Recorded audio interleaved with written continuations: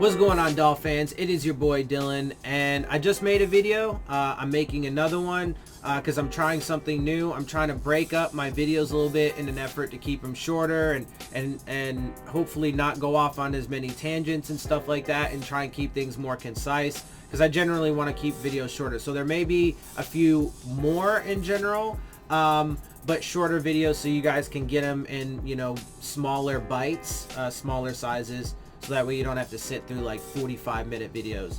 Anyway, so I want to get to this topic though. It has to do with the Dolphins' offensive line. Obviously, the biggest area of concern and an area in which I think that they are going to ultimately neglect when it's all said and done. I think that they have so far not done adequate enough. I think the Ted Karras signing was solid, but the Ereck Flowers signing is not going to pan out, and I think he was overpaid for what we're going to get for him. And then I feel as if my prediction is that in the draft they're going to trade away a chunk of capital to move up to get a quarterback, and thereby also neglecting the offensive line by either just not having enough picks or by pushing it down the draft board or what have you. So but let's get into this. It's an article from Kyle Krabs. Obviously, you guys know it's a person that I don't generally agree with all that much. I do sometimes, but most of the time I think his opinions are silly and either not factual or just illogical. But I like to give you guys different perspectives, and he does usually at least have some data in some of his pieces, and so I just like to give you guys as much information as possible to be able to make up your own minds. So here's what he's got to say.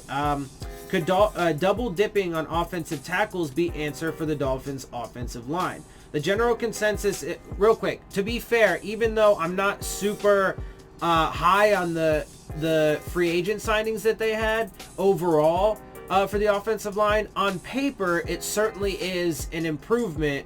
But we'll have to see if that actually manifests. And even if Ereck Flowers is an improvement over Michael Dieter, the bar wasn't set very high. Michael Dieter was trash last season, and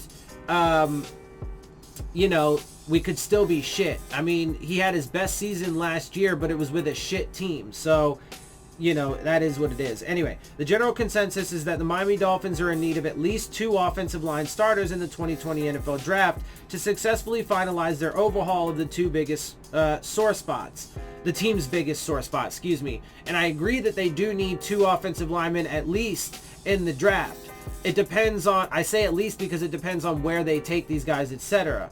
But I wouldn't say that it would be finalized at that point. There's still quite a ways to go. The Dolphins have tabbed 2 new starters courtesy of the 2020 free agency group, but getting more fresh bodies into the picture is necessary as the Dolphins try to properly invest in turning their offensive line into a strength instead of a liability. Thus far, the Dolphins have been considered as a viable landing spot for both an offensive tackle and an offensive guard. I agree, we still need, if you are confident in those 2 signings, we still need 2 tackles and a guard, right guard. But you could theoretically slide Jesse Davis in at right guard, and I think he would probably perform solid there, but he does also need help around him. Let's see. But what if the Dolphins decide to commit resources to adding 2 offensive tackles to the picture instead? I think that would be great because, again, you can slide Jesse Davis into right guard, have Flowers in at left guard and Karras in at center, and then you need your tackles. Doing so would tap into Miami's creativity in order to get the combination of the best 5 offensive linemen onto the field simultaneously. But there's definitely a path to make this work. If the Dolphins decide to move Jesse Davis back to offensive guard and play him to the right of newly signed Ted Karras, Miami would have a clear vacancy at both left and right tackle. Provided the Dolphins decided to execute this move, the team will likely be looking to secure tackles with their first, second-round pick in 2020, 18th overall, or earlier via a trade-up, and again early on the NFL Draft's second day, possibly pick 39. A potential pairing of Houston's Josh Jones with Georgia's Isaiah Wilson would give the Dolphins plenty of length and power, which is where the priority clearly falls for this team in the efforts in their efforts to stabilize and fortify the offensive line.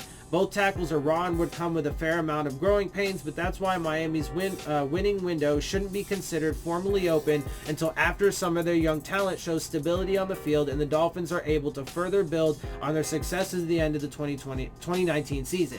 So some of that I agree with. I certainly agree with the part where he says that we need to temper our excitement about, like, the people who are like, yeah, Dolphins are going to be like Super Bowl contenders in 2020.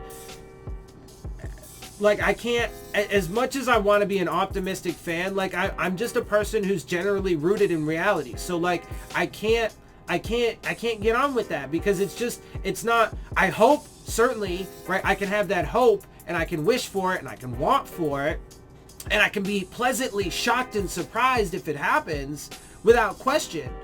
But I don't see that manifesting, and so it doesn't make sense to me. I don't see it happening, and I don't get on board with that. Also, I personally, as you guys know, don't believe anything about the 2019 season was a success. I think it was trash, almost across the board. We have almost no carryovers. By that, I mean, like, off the practice squad that they built last season, there aren't a ton of,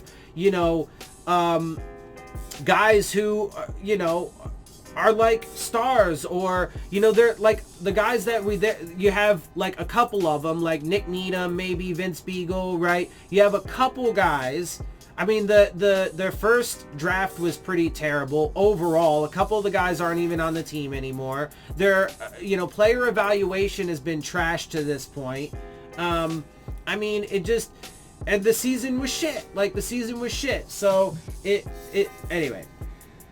With a week left to go, the Dolphins are running out of time to explore alternative approaches. But this one outcome that, while not often discussed, could feasibly work for Miami. Now, again, I personally think the overall philosophy is a solid one, but that would also have to coincide with some other things, because if they trade up to get a quarterback, that is unlikely to happen. If the Dolphins were to trade up from 5 and get a quarterback and then trade up again for some reason, I mean, that's just, anyway, there are so many possibilities of things that can happen, but I do generally agree with that overall philosophy. Obviously, there's some of the points within that I disagreed with, but for the most part, I definitely agree that that's how they need to shape the offensive line. They need to invest at least 2 picks from this draft in the offensive line, primarily at the tackle positions,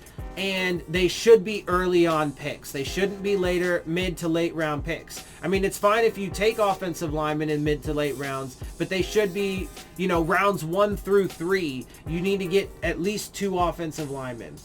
All right, guys, with that, I'm gonna get up out of here. I hope you guys enjoy my videos and perspective. If you do, make sure you hit the subscribe button, make sure you hit the like button, make sure you hit the bell if you want to get the alerts. Share my channel and videos with your friends and family. Leave your questions, comments, and concerns down in the comment section. And of course, as always, make sure you follow me on Twitter at Dillon Tartaro. And with that, I am out. I'll see y'all soon. Fins up.